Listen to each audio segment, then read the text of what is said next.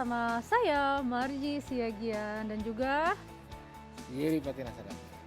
dalam acara YA agak-agak resmi kita ini karena kita ngebahas tentang dinamika kakak beradik. Wih, siap-siap nih, panggil kakaknya ditarik, adiknya ditarik ya kan. Jadi no rahasia-rahasia. Gimana nih Pastor? Kalau punya saudara kandung, artinya dari kecil sudah bisa melatih diri tentang menjaga satu sama lain, belajar tentang kepedulian. Menurut Pastor gimana? Ya menarik sih. Justru kadang-kadang malah nggak ada peduli-pedulinya dan nggak ada menjaga-menjaganya. Jadi kan tergantung bagaimana itu dibangun di keluarga secara kakak adik itu. Bagusnya gimana?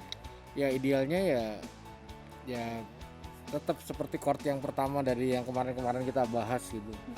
Mau kita lahir sebagai anak pertama, kedua, ketiga, ke-11 ya sama sih sebenarnya. Ya itu part dari rencana Tuhan.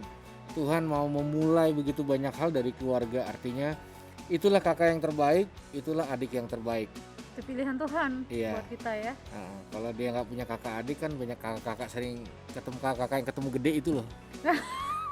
Bahaya itu Pastor. Dia jangan lupa saat teduh ya, gitu-gitu loh. Modus. Iya. Sama ya, kayak contohnya jangan sampai kalau misalkan kita nggak punya koneksi antara kakak dan adik, ntar jadi kayak Kain dan Habel yang kemarin kita omongin ya Pastor ya. Betul. Iya. Gimana kalian teman-teman, akrab gak adik sama kakak? Atau bahkan ada yang kalau laki-laki biasanya main Makanya kalau jaraknya deket ya. Tapi kan itu kan gitu, tergantung jarak juga ya. Ada yang beda 6 tahun, ada beda 5 tahun. tapi ya juga sih Pastor, Enggak juga mau ya. jarak jauh kadang-kadang nyebelin ya gak sih? Gue jujur banget ya. Iya gimana tuh Pastor, kadang-kadang umur tuh gak menentukan gitu, Iya, jadi kan karakter beda-beda soalnya. iya, banyak terbentuk tuh budaya kakak adik Mm-mm. di tengah-tengah keluarga waktu mereka berinteraksi juga satu sama lain. Mm-mm. Tapi sebenarnya kayak anak pertama ya, Mm-mm.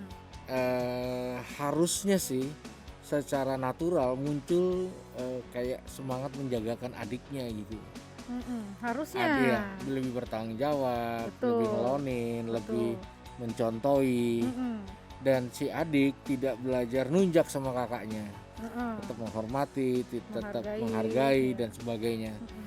Sebenarnya kalau di Alkitab sendiri sih dijelaskan tentang kakak adik itu nggak terlalu banyak ya, kayak Habel dan saudara-saudara yang lain. Tapi sebenarnya intinya sama sih, chordnya di keluarga.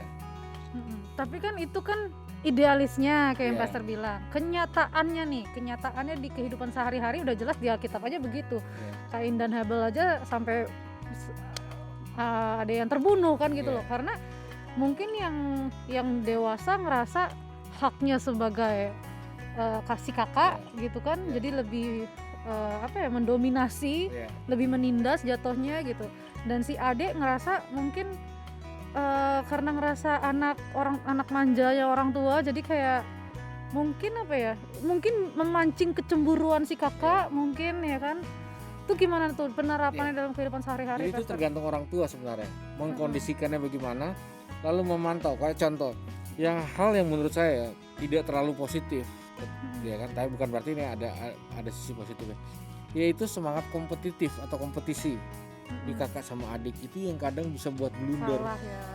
Nggak mau kalah, dibanding-bandingin, ini lebih baik dari ini dan sebagainya. Terus kayak ngeberatin tanggung jawab ke kakak. Iya, Kamu gitu. harus beginin adik kamu gitu ya.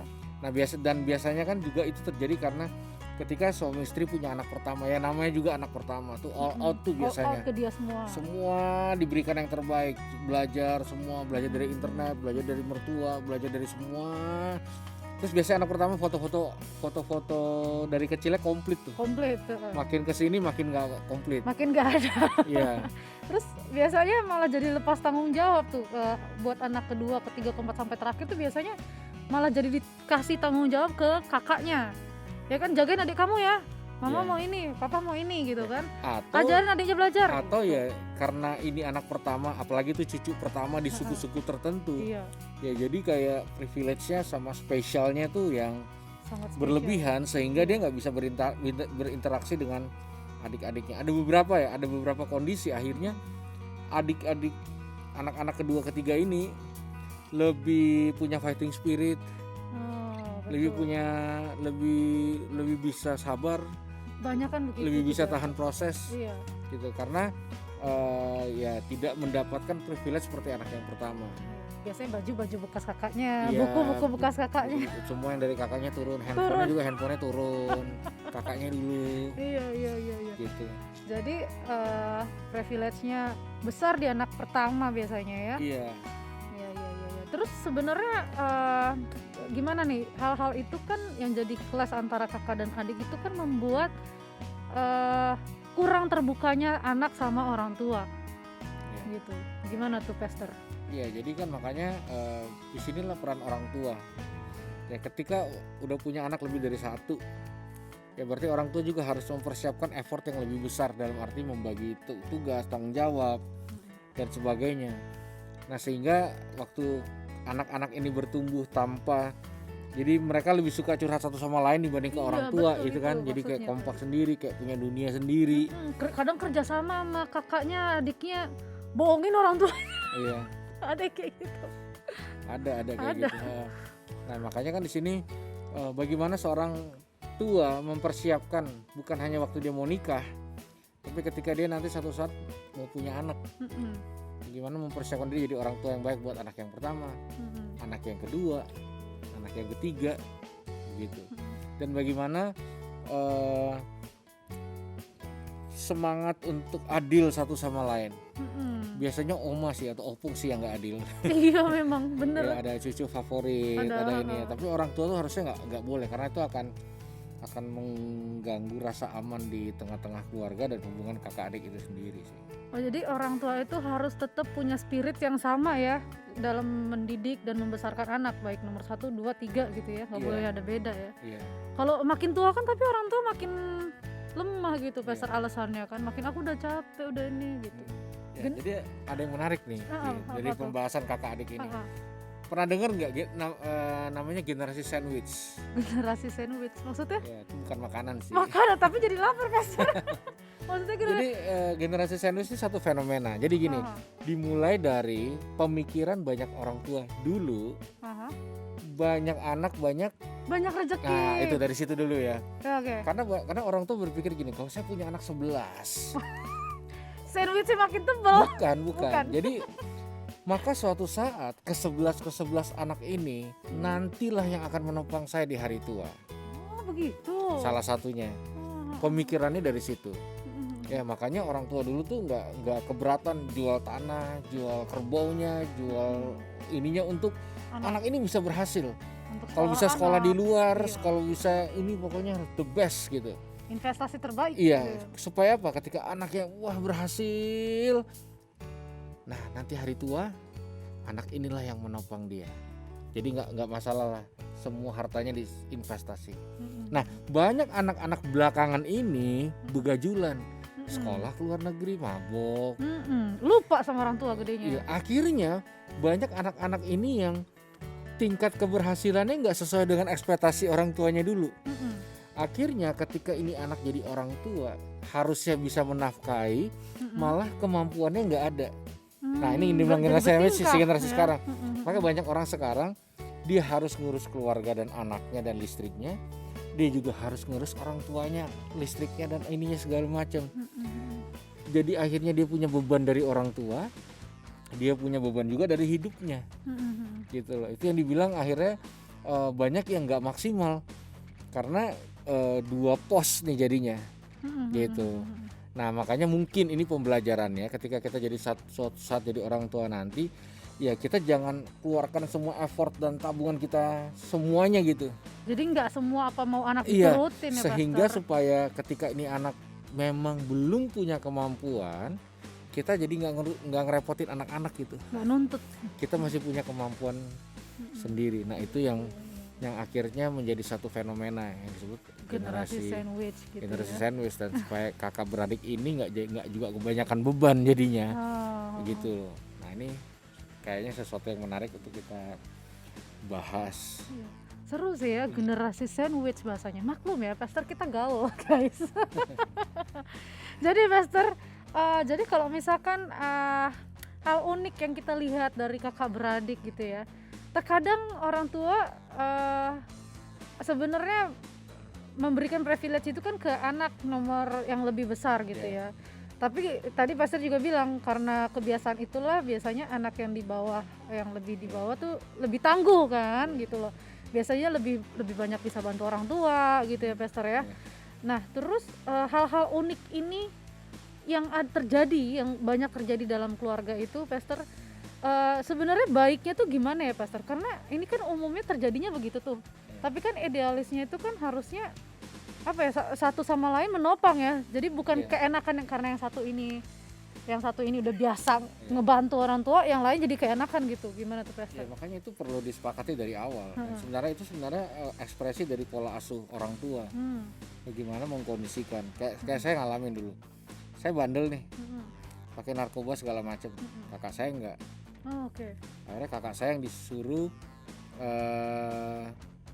nemenin saya ke dokter. Jadi diantarilah saya ke dokter berapa kali. Sekali dia punya masalah pribadi. Gak terungkap ya? Berat, gak terungkap. Waduh. Akhirnya malam-malam gue bagi dong. Wah. Janganlah, ngelihat gue udah hancur kayak gini. Udahlah. Terjadilah transaksi antara kakak dan adik. Akhirnya kakaknya lebih parah dari adiknya. Ini namanya generasi apa? Micin kayak micin. Iya, karena maksudnya ketika kakak dikasih tanggung jawab ke adiknya nggak boleh dilepas bener-bener, tetap tanggung jawab orang tua. Tapi kan itu yang kita lihat ya, fenomena ke keluarga-keluarga yang anaknya banyak gitu, 7-9 ya, kakak pertama kedua lah yang gendongin, kasih makan siang, apa segala macam. Kadang nama anaknya aja lupa. Iya gitu, dan sepertinya ya itu jadi sesuatu yang menarik untuk kita kupas tuntas bahas lagi ya Pastor. Oke, baiklah teman-teman, karena ini masih panjang perjalanannya, aku masih penasaran banget dengan fenomena-fenomena kakak beradik yang kadang nggak ada habisnya ya Pastor ya. Kadang sampai dia udah nikah pun kadang masih suka, ada yang clash, bahkan ada yang panjang deh ceritanya deh, ntar deh kita lanjutin deh guys. Lihat deh ya, pokoknya kalian yang penasaran terus saksikan Way Out, nantikan kami setelah berikut ini.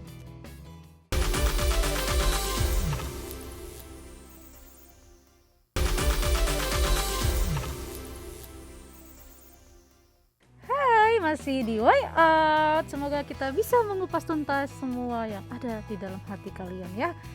Termaksud ini nih tentang kasus kakak beradik yang banyak banget terjadi. Aku yakin kalian juga pasti pernah merasakan, kecuali yang anak tunggal kali ya. Iya. Anak tunggal nggak ngerasain ini mungkin. Kakak ketemu gede, adik ketemu gede kali. Itu seru juga tuh dibahas tuh kayaknya ntar Pastor. Kita bahas ini dulu Pastor. Kejadian-kejadian atau tokoh Alkitab yang menggambarkan hubungan kakak beradik. Banyak, nggak banyak sih ya. Nggak banyak. Kain Habel. Iya. Tapi banyak ada kan di perjanjian lama sih. Kalau saya kepikir itu cerita tentang Rahel dan Lea. Rahel dan Lea, iya, itu menarik. Jadi itu kisah percintaan sebenarnya. Sebenarnya. Ya, jadi kan Yakub itu jatuh cinta sama Rahel, ya kan. Lalu dia ketemu bapaknya Laban, bukan si Laban ya, itu marga kan. Ya kan? Si Laban. Nah ternyata mertuanya ini, istilah saya tuh 378 Sansipa, pasal penipuan. Iya ya. Jadi sok menawarkan ini ntar gue kasih ini padahal. Iya, jadi lu kerja dulu sama gue 7 tahun baru lu bisa dapat anak gue. Nah setelah Yakub kerja 7 tahun, entah gimana caranya nih Laban ini menipu Yakub, yang dinikahin tuh Lea. Iya. Saudaranya. Padahal cintanya ke si Rahel ya kan. Untuk dapatkan si Yakub ini kerja sama dia 7 tahun loh kerja, tanpa gaji, tanpa THR kan. Terus cintanya pun cintanya dipermainkan. Iya gitu. Tapi sebenarnya gini, apapun boleh terjadi dalam fenomena keluarga ya. Untuk mempersingkat waktu, saya loncatnya ke Lea deh. Lea itu kan korban penderitaan ambisi bapaknya mau nipu Yakub. Menikahi suami yang tidak mencintai dia. Nah ternyata Lea ini mencintai Yakub. Nah kayak sinetron kan. Tapi cintanya bertepuk sebelah tangan. Gimana, pernah ngalamin? Nggak bercanda. Kalau saya lalu bukan kan, itu ceritanya. Lalu si Lea ini kan sebagai kakak beradik juga, sebagai personal juga kan. Bayangin, suaminya dia cinta saudaranya, Mm-mm. bukan dianya. Mm-mm. Nah dia berusaha nih untuk mendapatkan cinta suaminya. Iya, bener. Itu mirip Akhir, banget iya. ya. Lalu dia lihat peluang. Saya ini sedikit ya. Mm-mm. Dia lihat peluang. Wah dia dapat Rahel nih mandul. Lalu dia berimajinasi kalau saya bisa kasih anak nih. Oh, mungkin dia Kayaknya bisa nih jatuh laki cinta. ini begitu ngelihat Ah. bobo baby gitu jatuh hati lah. Mm-mm. Lalu dia bilang gini, Tuhan kau sudah lihat penderitaanku. Mm-mm. Lalu dia hamil lah. Mm-mm. Ya saya lupa pertama namanya siapa? Ruben. Saya Ya juga Ruben. nggak inget kalau nama-nama. Ruben. Lalu dia berharap waktu ada Ruben ini Yakub jatuh cinta. Ternyata enggak. Mm-mm. Lalu lahir anak kedua. Satu anak cukup, gue kasih dua. Simeon. Mm-mm. Simeon juga sama. Yakub Masih gak cinta. begitu juga. Anak ketiga lahir Lewi. Mm-mm. Sama juga begitu. Ya kan fenomenanya bayangin Mm-mm. seperti itu. Dan akhirnya dia buat sebuah statement yang luar biasa sih. Apa tuh? Dia bilang gini, kali ini aku akan bersyukur sama Tuhan. Dan sejak itu dia melahirkan lagi namanya Yehuda. Mm-mm. Nah dari garis keturunan Yehuda lahirlah Yesus. Lahir Wow. dari seorang saudara Yang sakit, yang hancur sakit hatinya. hati karena menikahi laki-laki yang mencintai saudaranya. Jadi hadiahnya bukan dari keluarganya yang sekarang, Iya. tapi di keturunannya ya. Iya. Wow. Makanya itulah fungsional kehadiran Yesus di dalam hubungan keluarga kakak beradik. Iya, iya, iya, iya. Keren ya. Keren banget. Tapi serem sih kalau jadi lihat tetap nggak kuat. Tapi memang dia pasti bersuka cita bener karena dia melahirkan keturunan Tuhan Yesus. Iya. Wow. Gimana guys? Kalian siap mengalami seperti Lea? Tapi kayak berat sih Pastor. Aduh, kita lanjut deh bahas tentang pentingnya memiliki hubungan baik antara saudara kandung. Penting ya Pastor? Penting Iya, lah. Karena dan kalau yang aku tahu ya, kalau kita kenapa-napa, tulang sumsum dan semuanya yang sama itu ya saudara kandung yang bisa nyelamatin kita, nolong kita ya kan? Ya harusnya begitu. Mm-mm. Idealisnya pasti begitu. Jadi baik-baik sama kakak atau adik kalian ya. Kenapa-napa sama kamu, cuman kakak atau adik kalian yang bisa nolong. Iya. Tapi ini menarik, Gi. Kalau kita lihat ya, terutama di waktu-waktu belakang banyak banget portal-portal entah itu olahraga, Mm-mm. entah itu entertainment, entah Mm-mm. itu mungkin Mm-mm. politik Mm-mm. yang dijalanin sama kakak beradik berbarengan. Mm-mm. Nah itu kan sebenarnya lawan konflik tapi juga bisa membuktikan bahwa Mm-mm. jalan juga tuh kayak Bisa. misalnya Venus dan Serena Williams, jagoan tenis dunia. Coba ceritain Pastor gimana? Ya dia kan dua-duanya atlet, dua-duanya ambisi, dua-duanya juara. Mm-mm. Artinya Tapi nggak bersaing ya? nggak bersaing, nggak lempar-lemparan raket, nggak musuhan gitu. Ya kita tuh ada Kus-Plus, Fanbers dan semua yang belakangnya brothers Yang brothers Jackson ya. 5 ya Iya. kan. Dan lumayan awet kalau kita Iya. lihat ya. Iya jadi itu memang. Nah tapi ada juga yang rusuh kayak Oasis tuh dulu band favorit saya, Liam dan Noel. itu rusuh ya. Cakar-cakaran, lempar-lemparan botol, maki-makian di pesawat gitu. Ya intinya nggak mungkin nggak ada konflik, tapi harusnya kakak beradik ini tidak membiarkan konflik berkepanjangan, berlarut-larut. Oke, aku nangkap. Jadi intinya masalah pasti ada, tapi gimana kita memakai masalah itu menjadi kekuatan kita jadi berkat, atau justru malah jadi masalah berkepanjangan yang akhirnya jadi rusak semuanya, rusak susu sebelanga. Terus Pastor cerita dong, Pastor punya pengalaman nggak? Tadi udah ya kakak beradik tentang itu ya. Iya. Aku deh cerita deh tentang kakak beradik ya. Aku tuh anak yang termasuk di mandiri dalam hal keuangan, tapi dimanja dalam segala hal sama orang tua. Jadi kadang-kadang kakak-kakakku mungkin aku nggak tahu, mungkin ada perasaan kayak enak banget sih ini si Margaret gitu kan, apa aja dari kecil aku bisa beli gitu kan, terus dimauin sama orang tua gitu. Tapi ya puji Tuhan sih, karena peran orang tua kembali lagi ya, menjadikan masalah-masalah itu justru menjadi didikan sama anaknya untuk belajar gitu. Masalah tuh pasti ada, lu pasti ngadapin gini, tapi gimana satu sama lain saling support. Termasuk nih papa aku nih Pastor, dulu aku pikir sebelum papaku meninggal, papaku rada rewel gitu, gara-gara kadang si kakak yang belum makan marahnya ke saya gitu. Terus kayak saya nggak tahu kakak saya pergi kemana. Bapak-bapak sama anak perempuan ada fenomena-fenomena tersendiri sih gitu. Iya rewel gitu Pastor, kayak Biasa asisten kayaknya. bener Pastor, bener. Jadi kayak kakakmu kemana? Gak tahu. kan kita dari tadi bareng Pak gitu kan. Terus masa kok kakakmu sendiri nggak tahu?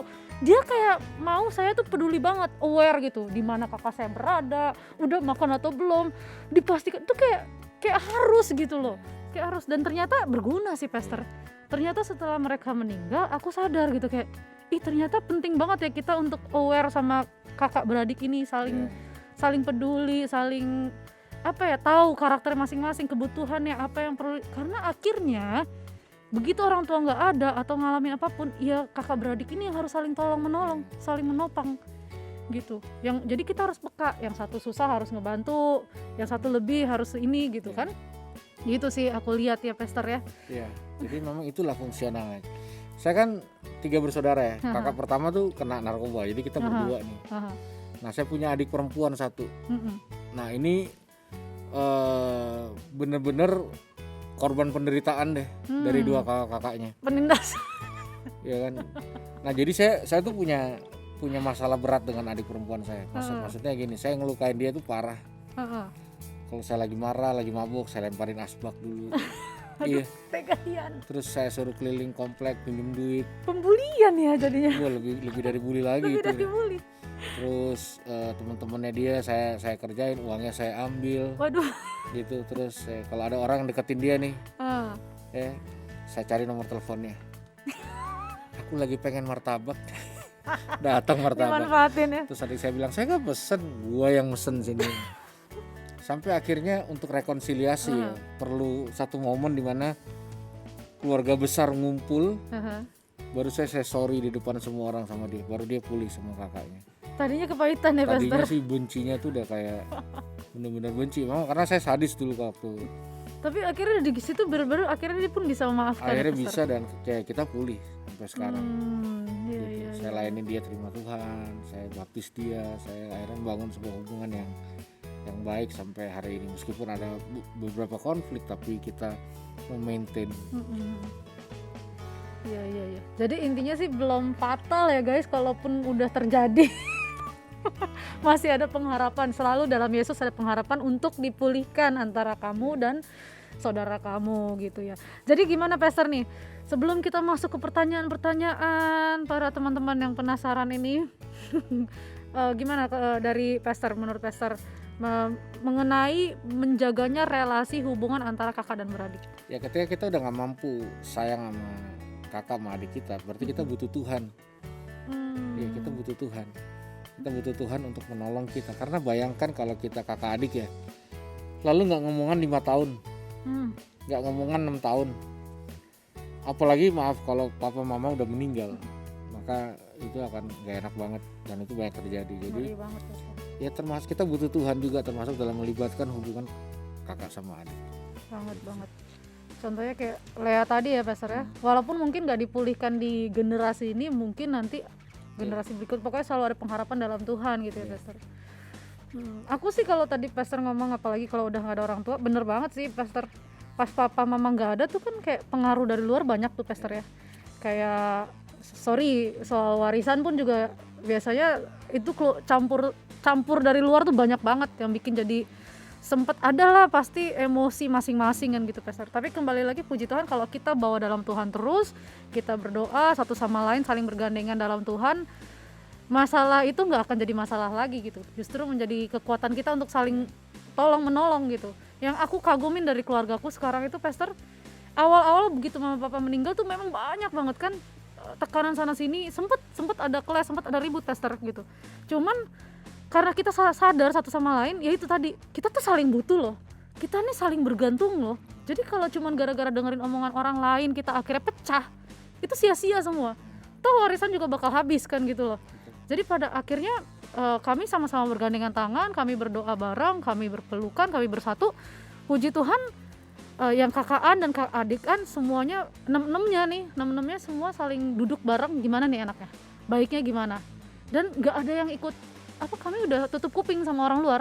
Memang perlunya kita punya hati di dalam keluarga itu Pastor ya gitu. Jadi jangan sampai terpengaruh sama yang lain, supaya karena yang paling mengenal satu sama lain kan cuma keluarga. Yang paling kenal kita kakak adik kita, orang tua kita gitu. Jadi memang kita cukup denger yang di intern aja, filter dari luar gitu. Akhirnya kalau kita udah bersatu, puji Tuhan jalannya pasti akan diluruskan sama Tuhan. Walaupun ada kepahitan-kepahitan, ada yang tidak enak, tapi pasti akan diluruskan sama Tuhan. Itu sih kalau pengalaman aku, Pastor. Oke teman-teman semuanya. Ya oke Pastor, kita udah selesai nih pembahasannya nih. Kita tinggal membacakan pertanyaan-pertanyaan dari teman-teman semuanya.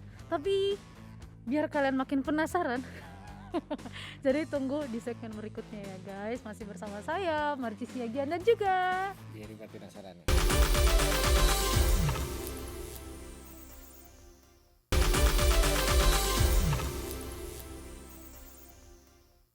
Aci guys, sudah sabar menanti. Oke, sesuai janji Marji tadi, kita akan bahas semua pertanyaan kalian. Tapi sebelumnya, buat kalian yang masih pingin bertanya dan juga pingin kasih topik saran buat kita, kalian bisa DM atau WhatsApp di nomor yang ada di bawah ini. Oke? Good, anak baik, anak pintar, Tuhan memberkati. Oke, kita masuk ke pertanyaan berikut. Kayak makin kesini makin panjang pertanyaan Pastor. Kalian kalau nulis pertanyaan ini sekalian curhat kayaknya ya. Oke, nomor 1 Pastor siap? Halo Kak, kiranya bisa memberi advice kepada saya. Saya anak pertama dan punya 3 orang adik, perempuan semua. Dari kecil hubungan kami nggak bisa dibilang akrab juga sih. Waktu kecil sering berantem dan setelah dewasa mulai lebih bijak dalam bersikap satu sama lain. Saya sudah menikah, adik-adik saya masih tinggal bersama orang tua. Adik-adik saya sangat akrab dengan istri saya dan itu saya seneng banget. Tapi saya jadi merasa ada yang kurang dari saya sebagai abang. Saya juga mau mereka bisa lebih dekat juga dengan saya. Apa advice buat saya untuk bisa saya lakukan tentang hal ini? Terima kasih. Ada kerinduan di hatinya untuk dekat sama adik. Bagus ini, bagus. Jadi bang, abang yang baik. Inisiatif lah untuk ambil waktu sama adik-adik. Gitu, luangkan waktu, doakan. Ya, jadi kan orang ada yang namanya bahasa kasih ya. Bahasa cinta ya. Iya, jadi jangan lupa untuk spend waktu. Jadi jangan berharap adiknya yang berinisiatif, ya sebagai abang lah untuk ngambil bagian dan mau juga hadir di dalam kehidupan adik-adiknya, di dalam penempatan waktu yang baik dan tepat. Mulai duluan ya, Pastor. Inisiatif. Tapi kalau udah terbiasa kaku gitu kan agak segan tuh Pastor, gimana tuh? Iya, kalau segan ya jangan komplain. Jangan komplain ya Pastor. Jangan komplain kok dekatnya sama istri sama anak ya, mungkin istri sama istri lebih mengayomi sedangkan abang kaku kali gitu. Ya, jadi inisiatif lah bagi abang. Iya, bisa ya. Pasti bisa, yakinlah. Berdoa dulu. Biar dilemesin sama Roh Kudus. Biar nggak kaku ya kan. Iya. Oke, pertanyaan nomor 2. Halo Kak, mau cerita nih. Saya bungsu dari 3 bersaudara. Pasti sering di ini. Kami cowok semua, kali ini cowok semua. Saya suka ngikut abang saya. Dalam artian kalau dia gaul kemana-mana, saya ikut juga. Tapi abang saya malah sering kesel. Misalnya saya mau ikut main bola bareng dia nggak terlalu suka. Emang salah ya Kak ikut pergaulan abang? Saya harus gimana dong? Ini ngekor ya kan? Tolong ya abangnya jangan dikintilin terus. Ntar nggak bisa punya pacar. Kamu gimana Ki? Ya iyalah, abang siapa tuh adik gua? Hah? Lu babysitternya ya? Gitu. Udahlah, urusan main bola. Kalau misalnya abang nggak ngajak nih, ya udahlah, kotak segitiga atas bawah NPS. Tapi ya udahlah, kalau nggak diajak abang ya cari sendiri lah. Ya wajar lah kalau abang mungkin punya circle-nya sendiri. Waktu, ya. Gitu. Ya, jadi jangan tergantung abang lah untuk urusan bola. Sebenarnya oke sih kamu ikut main sama abang tuh positif sebenarnya. Cuman ada waktu-waktu tertentu yang kamu harus kasih space dong, ya kan? Kalau kamu main bola lebih jago dari abang, ya jelas gak diajak lah. Iya. Aduh, apalagi kamu kasih tahu rahasia abang udah kamu. Gitu kamu nggak mau ikut patungan lagi, ya lebih nggak diajak ya. Itu lebih nyebelin. Iya. Oke, lanjut nomor 3. Pokoknya saling pengertian aja guys, ya kan? Nomor 3, halo Kak, mau curhat dan nanya juga. Saya punya kakak cewek, orang tua kami seakan-akan menganak emaskan kakak saya. Wah, cemburu nih kayaknya. Lebih merhatiin dandanan kakak saya. Keperluannya pun lebih dipenuhi daripada saya. Dan lain-lain. Saya kan juga anaknya yang cantik juga loh. Get. Saya sering cemburu. Sikap apa yang sebaiknya saya lakukan mengenai hal ini? Oke, gimana Pester? Iya, jadi ya berjuanglah untuk bisa mengalahkan perasaan itu. Kadang itu asumsi juga. Kalau benar juga nggak apa-apa sih. Maksudnya ya kita nggak perlu, itulah sebabnya ketika orang tua nggak bisa adil dalam semua anak-anaknya, tentu akan dirasakan juga oleh anak-anaknya. Gitu. Dan untuk anak-anaknya kalau nggak ngerasa kayak yang lagi nanya gini kan, emang nih kakak nih anak emas, semua anak emas, saya anak perunggu, gitu. Karatan, besi Iya. karat. Ya yang paling cantik udah kakak lah, udah semualah, siapalah saya ini remahan debu yang nyasar ke rumah. Itu baper sih. Jadi gimana ya, kenalilah Tuhan supaya kita nggak baper ketika itu terjadi di keluarga kita. Betul. Karena dia akan terus jadi kakak gitu. Betul. Tahu nggak Ji, yang buat akhirnya Kain membunuh Habel tuh apa? Cemburu. Jadi gini, dia pikir gini, selamanya adik gua akan jadi nomor 1 dan gua kakaknya jadi nomor 2. Solusinya apa? Ya bantai aja. Kalau nggak sampai selama-lamanya. Padahal itu kan asumsi. Oh, setan pakai pikiran itu, hati-hati ya Pastor Iya, ya. jadi ini bukan masalah di rumah, bukan masalah cantik-cantikan, penampilan ada apa enggak dan sebagainya ya. Iya. Kalau aku sih kalau ngeliat dari pengalaman aku soal cemburu di keluarga ya Pastor, kayak tadi aku ceritakan karena aku lebih diperhatikan orang tua karena aku nyanyi ya kan. Itu adik aku sempat cemburu dulu, kayak apa namanya, bilang gini sama mama, mama curang katanya, kakak aja dianterin sama mama, kalau aku selalu dianterin sama kakak katanya gitu, kakakku yang lain gitu kan. Terus tapi pada dewasanya akhirnya dia ngerti gitu, kita orang tua pun juga harus memberikan pengertian sih. Kalau mama aku dulu kasih pengertian juga pas aku sempet cemburu juga sama kakakku kan, gara-gara itu tadi, dia yang nggak makan aku yang diomelin kan, nyebelin gitu. Terus ya udah akhirnya orang tua tuh memberikan penjelasan kenapa orang tua memberikan treatment khusus buat anak ini, buat anak yang ini begini, karena orang tua tuh tahu karakter masing-masing. Misalnya aku kan istilahnya kemarin itu udah capek kerja ya, mamaku memberikan apresiasi dong, misalnya udah menang lomba nih Pastor ya kan, ya dibeliin dong hadiah, misalnya handphone atau apa gitu kan. Itu treatment orang tuaku ke aku. Terus ke kakak aku, kenapa adiknya dimarahin ini susah, karena dia susah makan gitu kan. Karena mamaku tahu kakakku yang satu ini merasa mamaku fokusnya ke sini gitu kan. Jadi mamaku mau si adik ini tuh lebih care sama kakaknya juga supaya tidak ada cemburu tadi gitu kan. Itu sih cara-cara orang tua. Jadi kayaknya kita sebagai anak tuh harus lebih ngerti, atau mungkin orang tua harus lebih menjelaskan ke anak kenapa sih orang tua punya treatment begini supaya tidak ada pikiran kotor jadinya Pastor ya, kayak Kain dan Habel. Ntar kalau udah ada pikiran kotor kan akhirnya jadinya saling menindas jadi gitu. Oke, lanjut deh nomor 4. Shalom kakak-kakak semua, mau minta pendapat nih. Jarak usia saya dengan adik saya itu lumayan jauh, kami beda 13 tahun. Wow. Waktu saya lulus SMA saya merantau ke Jakarta untuk kuliah. Pada saat itu adik saya masih kecil. Dulu pas saya pulang kampung dia hampir enggak ngenalin saya. Waduh, agak shock juga sih. Dan sekarang hubungan saya ke adik saya pun masih kurang dekat. Apakah jarak usia menjadi kendala ya Kak? Atau karena dia laki-laki dan saya perempuan makanya jadi sungkan? Lalu apa yang harus saya lakukan supaya saya bisa lebih dekat dengan adik saya ini? Wow. Ya sama sih, banyak orang punya masalah dalam apa ya, mendekatkan diri dengan saudaranya gitu. Gimana ya cara deketinnya, gimana cara mulainya? Ada banyak hal, kendala, jarak dan gap gitu kali ya. Gitu. Ya atau selera atau apa ya, mulai aja inisiatif, mulai duluan. Siapa yang sadar duluan ya Pastor? Lalu sediakan waktu, bangunlah komunikasi yang berkualitas. Intinya ya kita perlu sediakan ruang sama waktu yang lebih banyak dan luas sih. Ya namanya membangun hubungan itu harus dikondisikan gitu. Ya jadi dan yang paling penting inisiatif sih. Inisiatif ya. Inisiatif. Tapi gitu. Pastor, aku punya jalan pintas lain selain inisiatif. Jadi kita ajak doa bareng aja biar sama-sama disentuh Roh Kudus semua. Ya, selesai ya. Selesai, serahkan semua pada Tuhan. Jadi 13 tahun jadi kayak nggak ada apa-apa ya. Betul, Pastor.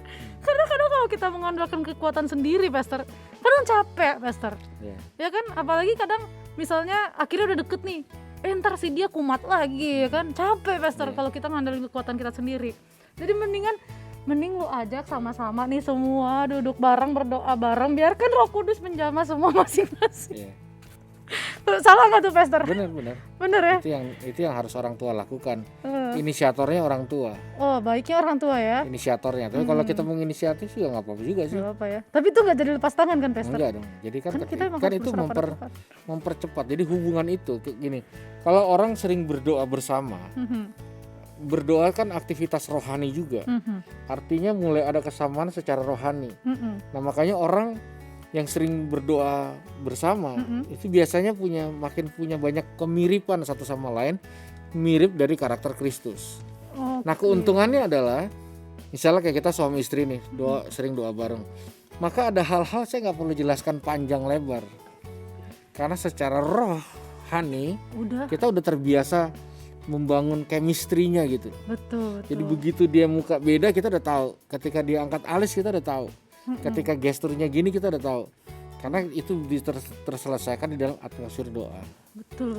Dan masing-masing pribadi akhirnya punya karakter Kristus. Walaupun mungkin si A, si B, si C ukurannya beda ya. Si ini lebih ngikutin Tuhan, yang ini agak sedikit, yang ini tapi paling enggak ketanam ya, Pastor ya.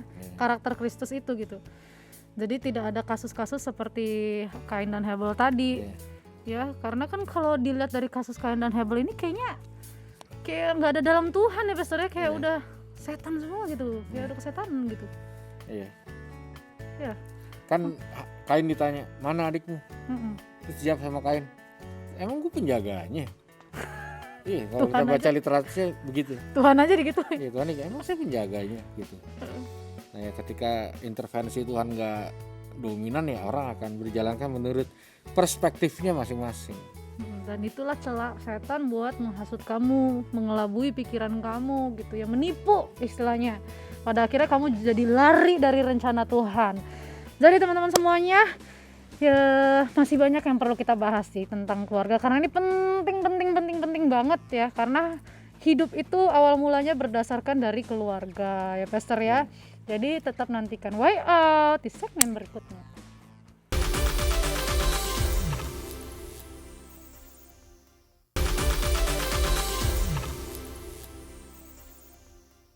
Hai guys, masih bersama Way Out. Semoga kita bisa menemukan jalan keluar bersama di dalam Tuhan. Oke, buat teman-teman yang udah ngirim pertanyaan, kita lanjut lagi karena kalian pasti nggak mau berlama-lama.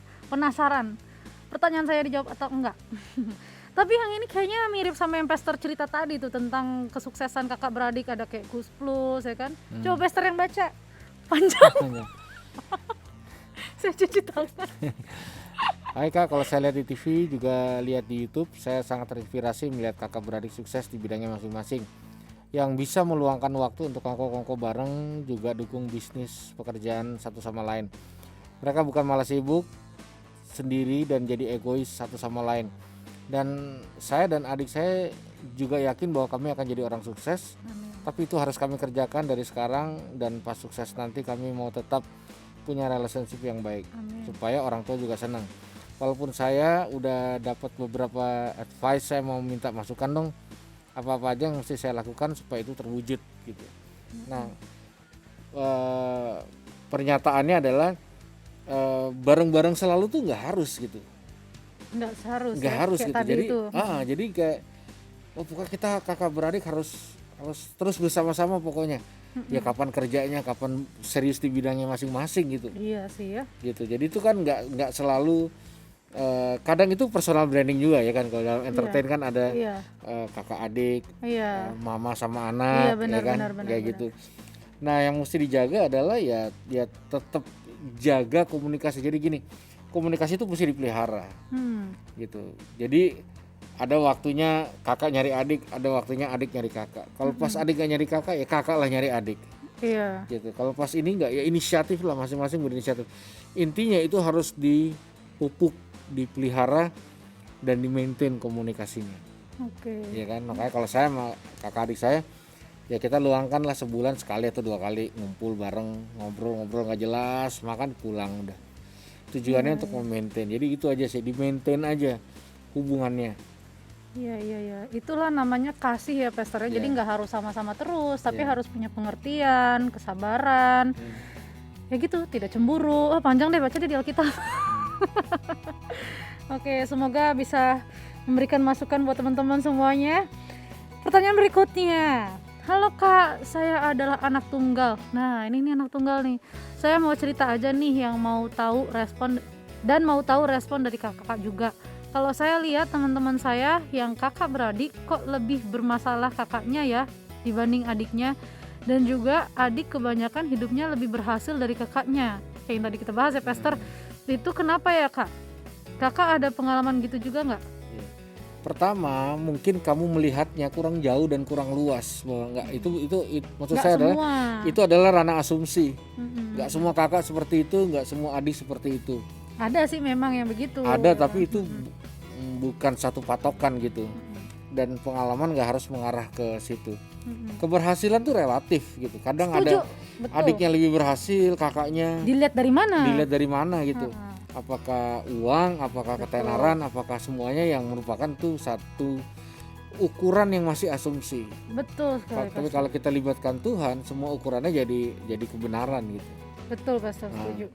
Jadi jangan, ya itulah, jangan bermain di Mengkotak-kotakan. area itu. Kakak Betul. lebih berhasil dari adik karena mobilnya kakak Dan akhirnya tahunnya jadi lebih persaingan. bagus. Iya.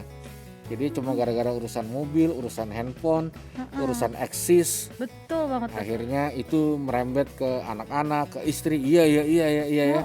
Akhirnya jadi sesuatu yang sebenarnya tuh kekanak-kanakan sih. Betul Pastor, setuju. Jadi Kok berhentilah kakak melihat dari sudut pandang itu.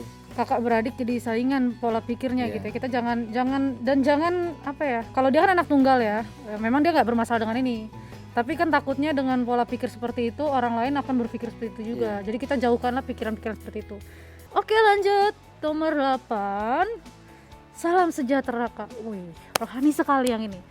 Kak, saya punya sahabat anak orang kaya. Dia itu 3 bersaudara. Ego masing-masing mereka tuh gede-gede banget. Teman saya ini sih baik banget ke saya, tapi hubungan dia sama kakak-kakaknya bisa dikatakan buruk. Nah, kalau saya perhatiin mulai dari cara ngomong lalu bahas tentang uang, kacau banget deh, ego banget. Saya jadi malah mikir, ngerinya kalau orang tua mereka udah nggak ada, nanti mereka bisa perang saudara atau masalah warisan. Sebagai sahabat, nasihat apa yang bisa saya kasih ke dia sedari sekarang? Terima kasih ya Kak sebelumnya. Iya, jadi ya balik ke nilai sih. Hubungan lebih penting dari harta sih.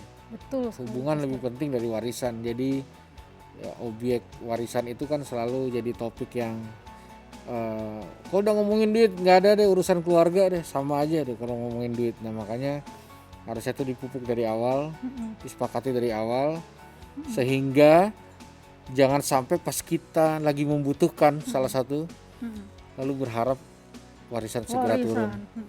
Dan itu jadi aneh banget, ngarepin orang tua sendiri ngalamin hal nggak baik demi yang namanya warisan. Dan hentikanlah konflik panjang, tuntut menuntut, proses pengadilan yang panjang cuma gara-gara warisan dari yang sebenarnya kakak adik yang bertumbuh bersama. Betul. Kesimpulannya gimana nih Pastor? Kita kelewatan satu nomor, Ji. Nomor 7. Iya, saya saking semangatnya. Saya yang bacain ya. Oke Pastor. Oke. Shalom kakak-kakak semua, minta nasihatnya boleh?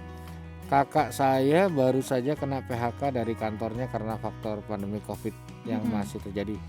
Dia belum cerita ke papa mama, dia cerita pertama kali ke saya. Bagaimana saya harus bersikap kepada kakak saya?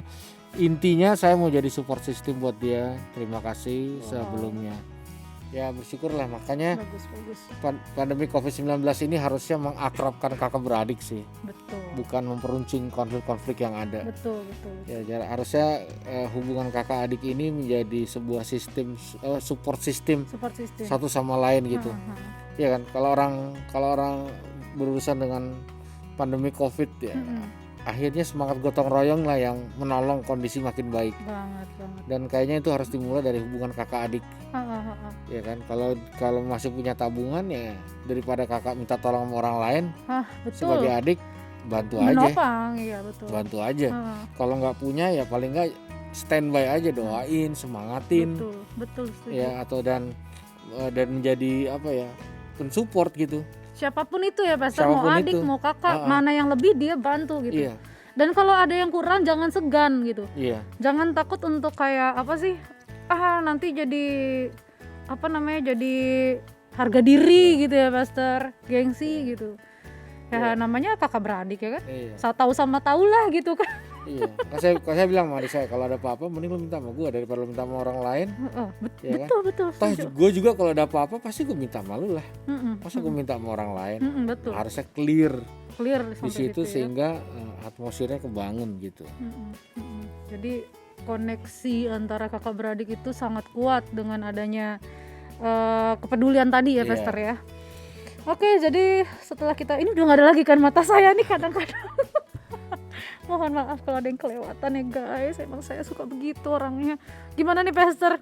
Menurut Pastor kesimpulan dari semuanya hubungan antara kakak dan beradik itu yang idealnya menurut Alkitab dan yang Tuhan kehendaki itu seperti apa Pastor? Iya, menjadi support system sih. Support system Support ya. system harusnya ketika kakak dan beradik ini menangkap pentingnya Tuhan hadir dalam kehidupan masing-masing, termasuk dalam hidup berkakak adik, harusnya itu menjadi support system yang indah, ya, sehingga itu bisa mendatangkan dan melahirkan impact juga, Impact betul. bukan untuk masa depan, justru untuk masa sekarang ini. Jadi satu support system yang baik. Jadi bersyukurlah buat kakakmu, bersyukurlah buat adikmu, dan ya percayalah itu bukan kesalahan yang Tuhan kasih, tapi itu adalah sebuah blessing atau anugerah yang Tuhan percayakan dalam hidup kita. Jadi mungkin ini momen yang tepat di masa masih pandemi COVID-19, kita masih pakai masker ini untuk membangun kekompakan lagi gitu. Keintiman lagi gitu. Keluarga. Ya kan, jadi sekalipun mungkin gak bisa saling berkunjung, ya manfaatkanlah aplikasi-aplikasi yang bisa terus membuat berkomunikasi. Doa bareng. Doa Kalau ada bareng. yang keras gimana Pastor? Cari ini aja, pelembek. Ya, kalau yang keras ya sudahlah, biarin aja. Tugas Roh Kudus ya, kita doakan biarin ya. aja gitu. Jangan Ya, kita ikut keras gitu jangan Pastor ikut ya. keras gitu. Oke. Yang keras ya udahlah, biarin aja. Paling kita berharap momentum bisa melunakkan hatinya gitu. Oke guys, aku ngerti sih ya, ngerti banget, nggak gampang. Ngomongnya sih gampang ya Pastor Iya. ya. Tapi percayalah kalau kita terus mengandalkan Roh Kudus, kita doakan dan tetap mempunyai hati yang mau diatur sama Roh Kudus, percayalah semuanya pasti akan berjalan dengan lebih baik lagi. Oke Pastor, kita sudahi topik kita hari ini. Semoga bisa menjadi berkat buat teman-teman semuanya. Masih bersama saya Margaret Siagian dan juga Yeri Patina Sarani. saksikan YO terus dan sampai jumpa.